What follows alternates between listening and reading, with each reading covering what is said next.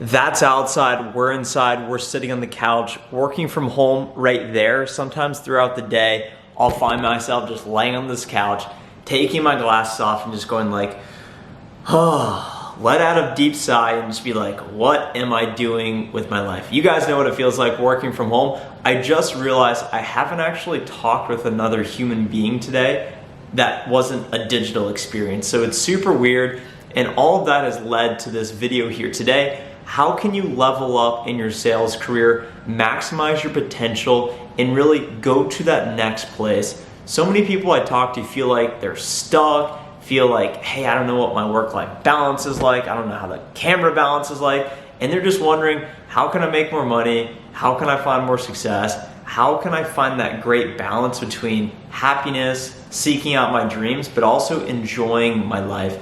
And I'm here to tell you, you absolutely can find all of the above. And I have two key areas that I'm thinking about in my own life. I work in software sales. I'm not trying to sell you anything. This is more so a venting session and also sharing my own experiences, both positive and negative. So hopefully it's informative, inspirational in some way, educational, and really you leave this video feeling better off than when you first clicked on. So wherever you may be, however you may be watching, thanks so much for clicking on. Go ahead and subscribe to the channel below if you haven't already. My mission is to elevate salespeople's belief in themselves, one person at a time. I want to help you. And as you think about leveling up in your own sales career, I'm someone that's super driven. You can go look at my LinkedIn profile and see my career progression. I tend to hit quota, I tend to outperform, and there's a couple ways I've been able to do that. And right now, as I think about reaching the next level, think of it as a talent funnel. In college or in high school or wherever you started out, you've probably felt like you were more talented than most people. As you start to get into a great company, the talent funnel starts to shrink and it becomes a pyramid. And each level, incrementally you go up, the talent gets more condensed, and each level you reach up, you're competing against more talented and skilled people. So it forces you to either get better and grow, or you'll eventually plateau. And in my career, there's two keys. Key number one is keeping perspective. If you're a young rep like me, I'm 25, that may be, a lot of people say, hey Trent, you're actually pretty old. Keep the perspective that you have plenty of time, and also keep the macro perspective that each and every day is going to build into success and getting more of what you want. And the best way to keep that macro perspective and then micro perspective is that, and I know that this is getting super ethereal, there's a quote that Gary Vee says that I really like, and it's macro patience, micro urgency. Thinking about your long-term goals, people that have a 10-year plan tend to be more successful than those people without a 10-year plan. So what do you want your life to look like? And do a little thought exercise. Just think about, what do you want your life to look like in 10 years? Who do you want to be surrounded by?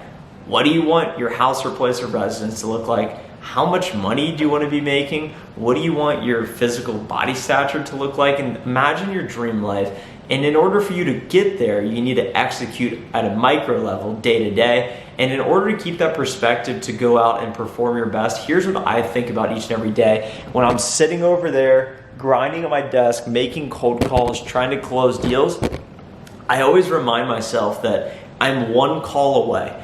I'm one call away from everything I've ever wanted. You, right now, wherever you may be, however you may be watching, you are one call away from changing your entire week, from changing your entire month, from changing your entire quarter. So just keep that perspective in mind, that you are one call away. And that keeps me motivated to think, although I don't want to be making calls right now, let me put on my headset and start making calls. And this is something I'd like to post on LinkedIn each and every Friday. So if we're not already connected on LinkedIn, I can't even talk right now. It's a Monday afternoon, can't even talk right now. I'm struggling. I cut my finger on a piece of glass somehow, and it bled for like an hour. So I'm like a little bit zoned out right now, but when we get back into this, you're one call away, and that's the perspective I keep making these videos. I was sitting there for like 30 minutes saying, what am I gonna make a video on? And it may seem like I'm just rambling on a bit, and I am. So if that's what you're thinking, you wanna click off, I understand, but we do have some more good thoughts that hopefully will bring you value. In this YouTube channel, making these videos, it's hard to make videos, and it's such a slow process. It's so time consuming and it requires so much patience. And I think, okay, if I keep doing this each and every day for 10 years, it's probably gonna pay off.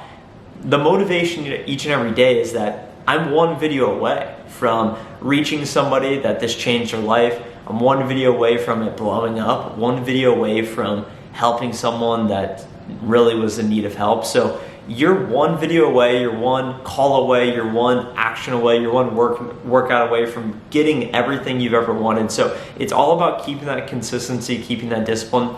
The number 2 key point is self-awareness. Living by myself, I don't socialize a ton. I sit within these confines, and it forces me to be in the quiet, in the darkness, to think a lot, to analyze my own thoughts. And a lot of people don't like being in their own mind, and that's why they do drugs. That's why they drink a lot. That's why they're so worried about social media, socializing, always feeling like they have to talk to someone. That's why people have TVs and watch these Netflix shows. And I don't know if you can tell, but I don't have a TV. And people say, Trent, you're crazy. Why don't you have a TV? And the reason I don't have a TV is because I don't want to be distracted. I don't want to sit here, lay down, and just watch some stupid TV show that I don't actually care about, that I'm not actually gonna remember, like Ice Road Truckers or something ridiculous like that. I wanna be in my own mind, and where I'm going with this is that you want to be super self-critical so that you keep motivated, you keep pushing yourself, and so that you can identify, how are you feeling? What are you good at? What are you not good at? You need to be super aware of just how you're feeling emotionally, how you're feeling from a dedication standpoint, your motivation. It's really important to be aware of all these things, and especially as you think about your strengths and weaknesses, because you need to be world-class at 1 to 2 things to really reach that next level.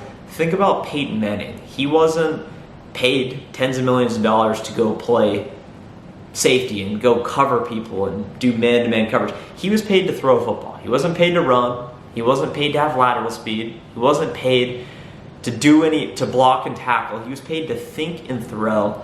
So think about in your own sales career, you're paid to communicate. You need to be world-class at sales. So if there's certain aspects of your sales game that you're not feeling great about, I'm not feeling great about multiple things, and I recognize them as areas for opportunity, such as being really great at discovery, such as being a consultant to my customers and providing that thought leadership and prescriptive recommendations.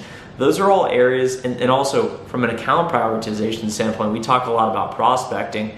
I'm focused on identifying my top accounts and figuring out how can I increase my deal size, how can I spend less time on low-level activities. These are all things I'm focused on. From a strength standpoint, if you ask the people around me, I have a high motor, great work ethic, super coachable, and I would say generally friendly. I don't know if that's really a strength or just me being nice about myself, but what I'm saying is that I'm aware of what I'm good at, I'm aware of what I'm not good at, and it's important for you to think about where are you at and how are you self-aware, because there's only 1 or 2 things that are holding you back from reaching the next level, and that was the whole purpose of this video. How do you reach the next level in your sales career? You reach the next level by 1, having macro patience, micro urgency, execute each and every day, recognize that it's not gonna happen overnight, but don't underestimate what you can accomplish over the course of 1 year, 5 year, 10 year.